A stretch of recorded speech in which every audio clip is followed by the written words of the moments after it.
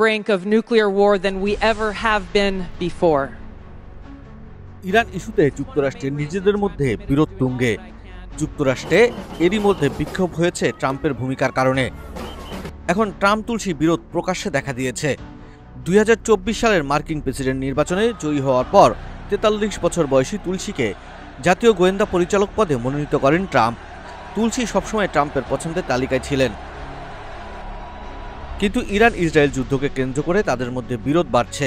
রাজনৈতিকভাবে তুলসীর নাজুক অবস্থানটি চলতি সপ্তাহে প্রকাশ্যে আসে, যখন ট্রাম্প গত মার্চ মাসে কংগ্রেসে দেয়া তুলসীর সাক্ষাৎ নিয়ে তাকে এক প্রকার আক্রমণ করেন। কংগ্রেসে তুলসী বলেছিলেন, যুক্তরাষ্ট্রের গোয়েন্দা সংস্থাগুলো মনে করে না যে ইরান পারমাণবিক অস্ত্র তৈরি করছে, যা ট্রাম্পের সাম্প্রতিক বক্তব্যের সঙ্গে সাংঘর্ষিক। ট্রাম্প বলেন, তুলসী কি বলছে তাতে আমার কিছু যায় আসে না। আমি মনে করি ইরান পারমাণবিক বোমা বানানোর খুব কাছাকাছি রয়েছে।